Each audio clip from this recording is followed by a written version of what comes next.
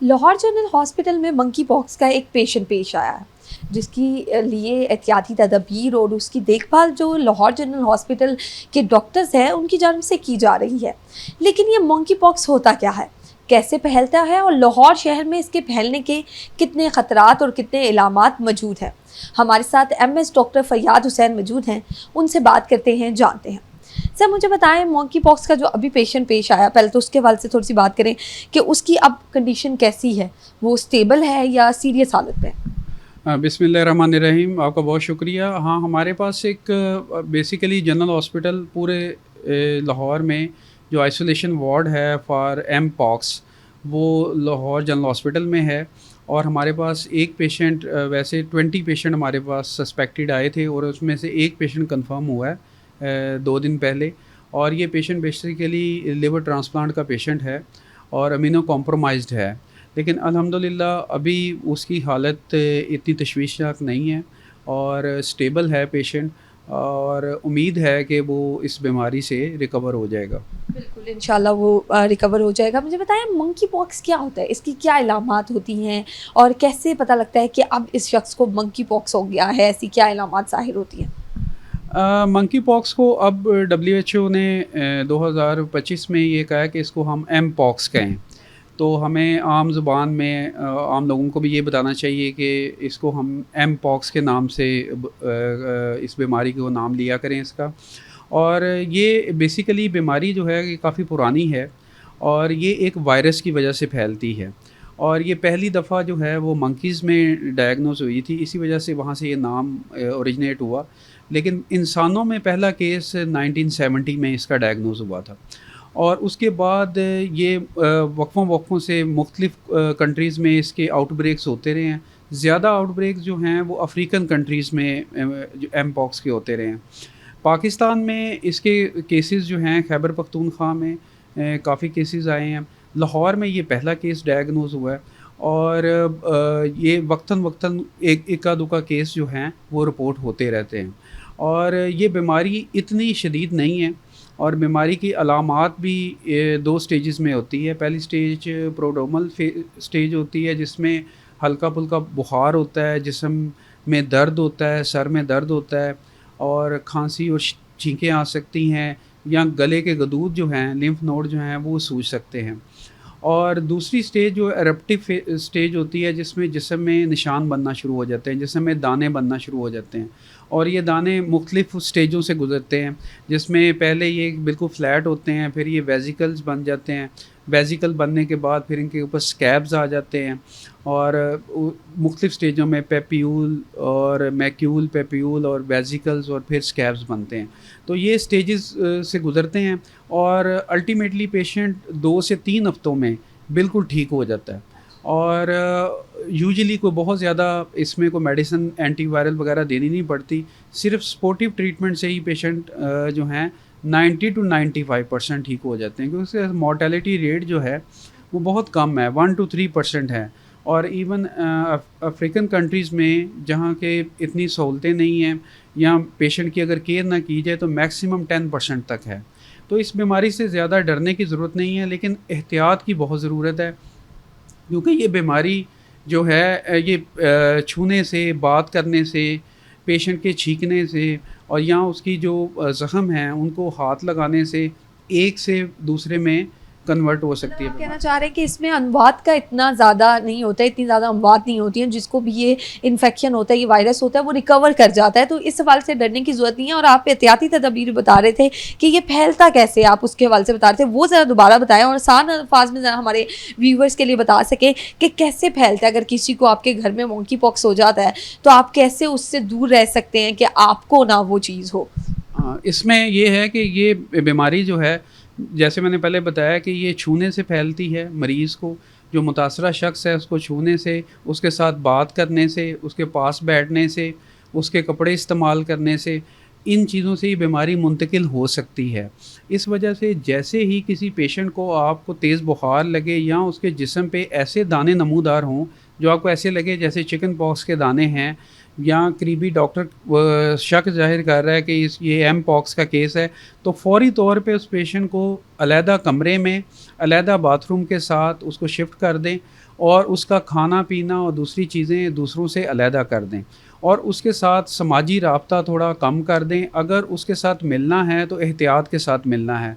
तमाम पीईपी इस्तेमाल करें, जो पर्सनल प्रोटेक्शन इक्विपमेंट है, जिसमें N95 मास्क है, ग्लव्स हैं, और हैंड सैनिटाइज़र्स हैं, ये इस्तेमाल करके उस पेशेंट के पास जाएं। अदरवाइज़ ये है कि ये बीमारी इतनी ख़तरनाक नहीं है, लेकिन ये एक मरीज़ से दूसरे मरीज़ को फैल सकती है और फिर ये पब्लिक हेल्थ प्रॉब्लम बन सकती है। बिल्कुल, आपका सही कहना है कि ये पेंडेमिक की शक्ल इख्तियार कर सकती है कि उसके इसके फैलने के जो तरीके हैं वो बहुत ज़्यादा हैं, क्योंकि ये हाथ लगाने से फैल रही है, ये उसकी छींक से फैल रही है, तो आइसोलेट करना बहुत ज़रूरी होता है मंकी पॉक्स के पेशेंट को। और साथ ही साथ बताएं लाहौर शहर में कितना ख़तरा है इस मर्ज़ के हवाले से, क्योंकि मंकी पॉक्स बहुत तेज़ी से फैलता है। कोविड-19 जैसा नहीं फैलता है, लेकिन लोगों में इसका जो खौफ है एम पॉक्स का वो बहुत ज़्यादा पाया जाता है, लोग बहुत डरते हैं इससे।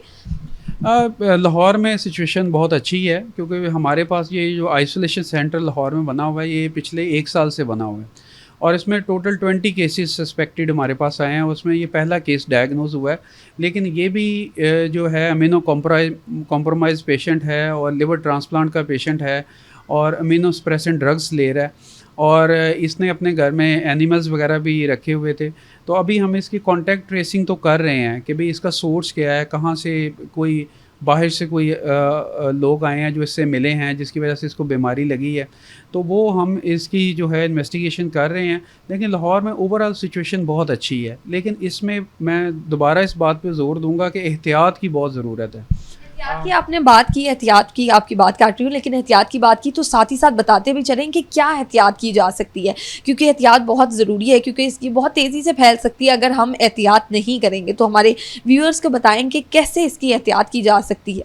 और जैसे भी आपको फैमिली में या इर्द गिर्द किसी भी शख्स पे शुबा हो कि इसको जो है जिस्म पे इसके दाने नमूदार हो गए हैं जो कि अनयूजुअल हैं, और आप देखने में लग रहे कि शायद ये एम पॉक्स का केस है, फौरी तौर पे उसको आइसोलेट कर दें, उससे समाजी राब्ता कम कर दें, उसको अलहदा हवादार कमरे में जिसमें बाथरूम भी हो और तमाम फैसिलिटीज़ हों, और उसके साथ जब भी मिलें राब्ता रखें, तो अपनी पर्सनल प्रोटेक्शन ज़रूर कर लें उसमें। इसमें एक बात मैं ऐड ऑन करना चाहूँगी, क्योंकि मरीज़ घर में ही है या अस्पताल में भी है, तो उसके लायकीन जो होते हैं उसके रिलेटिव्स वही उसकी देखभाल कर रहे होते हैं। तो अब मरीज़ ने जिस बर्तन में खाना खाया या जो कपड़े पहने वो खुद नहीं वो धो रहा है, तो उसके जो भी रिलेटिव्स हैं वही लोग वो चीज़ें धोएंगे। तो उसके हवाले से भी लोगों को बताएं कि अगर मरीज़ की कोई छुई हुई चीज़ आप छूने लगे हैं तो ग्लव्स पहनें या और क्या क्या एहतियाती तदाबीर करें। हाँ, ये है कि इसका प्रॉपर एक प्रोटोकॉल है कि उसकी जो डिसइंफेक्ट कैसे करना है पेशेंट की इस्तेमाल की हुई चीज़ों को, उनको एक पहले तो अलहदा रखना है, अलहदा रखने के बाद उसको प्रॉपरली डिसइंफेक्ट करना है। ठीक है, तो मुख्तलिफ़ किस्म के डिसइंफेक्टेंट्स आते हैं जो कि हम उसके कमरे में रख सकते हैं। जो चीज़ इस्तेमाल करें उसको डिसइंफेक्ट करें, उसको उसके बाद उसको दूसरे लोग इस्तेमाल करें। डिसइंफेक्ट का मतलब कि पहले, क्योंकि व्यूअर्स के लिए बता रही हूँ कि पहले जो है उसकी जो भी इस्तेमाल की हुई चीज़ है उसमें से जरासीम को मारा जाए और फिर उसके बाद उसे धोया जाए, या दीगर कोई भी बंदा जो है उसे जो है हाथ लगा सके। बिल्कुल ऐसे ही है, और इसमें जितनी ज़्यादा आप एहतियात करेंगे, क्योंकि इसकी वैक्सीन भी नहीं है और कोई ऐसी दवाई भी नहीं है, ठीक है, इसमें सिर्फ एहतियात ही इसका इलाज है। या ये है कि अगर किसी को ये हो जाती है फिर भी ज़्यादा घबराने की ज़रूरत नहीं है, क्योंकि 90 से 95% पेशेंट जो हैं वो खुद ब खुद ही ठीक हो जाते हैं। 3 से 4 हफ्ते का कोर्स होता है, लेकिन उस दौरान उस मुतासरा शख्स को एक अलहदा जगह पे आइसोलेट करना ज़रूरी है, ताकि ये ना हो कि पूरी फैमिली मुतासिर हो जाए और जैसे कोविड में एक पैनिक सिचुएशन हो गई थी वैसा ना हो। बिल्कुल सही कह रहे हैं कि पैनिक ना हो, पेंडेमिक सूरत हाल ना हो। कुछ लोग जो है ना इसका देसी इलाज करना चले जाते हैं, क्योंकि उन्हें वैक्सीनेशन तो है नहीं और आपने खुद कहा कि इसकी कोई बाकायदा ट्रीटमेंट नहीं है, इसको वैसे ही हम प्रिवेंट करते हैं, वक्त के साथ ये खुद ख़त्म होता है। तो खुद जो है ना कुछ लोग इसका देसी इस्तेमाल करना शुरू कर देते हैं, देसी इलाज शुरू कर देते हैं कि उससे जो है आराम आ जाएगा और उससे जो ये दाने हैं जल्दी भर जाएंगे और जल्दी जो है हमारे पेशेंट को आराम आएगा। उसके हवाले से भी बताएं। ये जो वायरल डिजीज़ होती हैं और जो सेल्फ लिमिटिंग होती हैं, उनके बारे में मुख्तलिफ़ फैमिली में रवायात होती हैं, रसूमात होती हैं, वो लोग करते हैं, लेकिन उनका कोई साइंटिफिक एविडेंस कोई नहीं है। और करने का उसको फ़ायदा नहीं है, क्योंकि ये जैसे मैंने बताया 3 से 4 हफ्तों में ये वायरल इलनेस है, ये खुद ब खुद ही ठीक हो जानी है। तो इस तरह की कोई चीज़ ऐसी ना करें जिसका कोई साइंटिफिक एविडेंस नहीं है। कोई हेल्थ प्रोफेशनल से ज़रूर मशवरा करें, जो आपका डॉक्टर आपको मशवरा देता है उस पे आप अमल करें।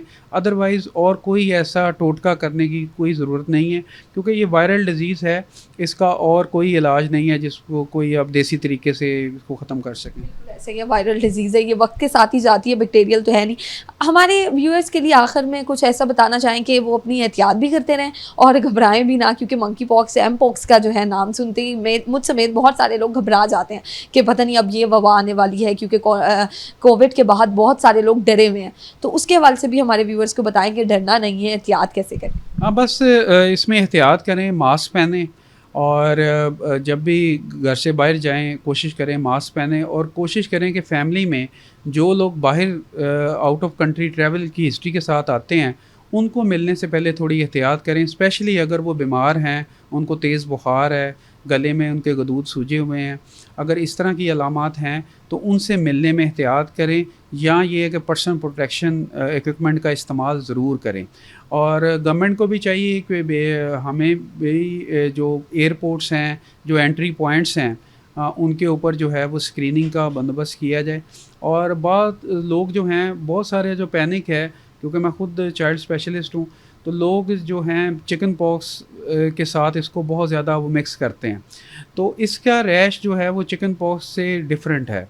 चिकन पॉक्स का जो रैश है उसमें ये है कि डिफरेंट क्रॉप्स आपको मिलती हैं, यानी कि रैश की अगर जिस्म पे देखा जाए तो मुख्तलिफ स्टेजेस होती हैं। लेकिन ये जो मंकी पॉक्स का रैश है, एम पॉक्स का रैश है, ये इसकी एक ही स्टेज होती है। इसके तमाम दाने जिस्म पे एक ही शक्ल पे होते हैं। एक निशानी इसकी ये होती है। दूसरा इसके में ये होता है कि गले के लिम्फ नोड जो हैं वो उनकी सूजन हो जाती है, जो कि यूजुअली चिकन पॉक्स में नहीं होती। तो ये 2 फ़र्क हैं। वैसे आप करीबी डॉक्टर से मशवरा करें तो वो ज़्यादा बेहतर है, लेकिन आम तौर पे क्योंकि चिकन पॉक्स बहुत कॉमन है और जिस बच्चे को भी चिकन पॉक्स होता है फिर लोग ये समझते हैं शायद ये एम पॉक्स है। तो उसमें ये 2 चीज़ों का ख़्याल रखें। अगर आपको लग रहा है कि ये सारी क्रॉप्स जो हैं वो एक ही शक्ल की हैं, ये तमाम जो दाने हैं उनकी बज़ाहिर शक्ल जो है वो एक जैसी है, तो उसमें फिर ज़्यादा ये शक होता है कि ये एम पॉक्स का केस है। हाँ जी, बिल्कुल उनका कहना है कि एम पॉक्स और चिकन पॉक्स को जो है कंफ्यूज नहीं करना बीच में उसके, ये नहीं समझना कि ये कौन सी बीमारी है। किसी भी बीमारी को डायग्नोज करने से पहले, सेल्फ डायग्नोज करने से पहले करीबी डॉक्टर से जो है हमने रुजू कर लेना है, और साथ ही साथ एहतियात का दामन बिल्कुल हाथ से जाने नहीं देना है, क्योंकि किसी भी बीमारी को मात देने का सबसे बेहतरीन और आसान हल होता है एहतियात करना। इसी के साथ हमें इजाज़त दीजिए और सिटी 42 के डिजिटल चैनल को लाइक और सब्सक्राइब करना।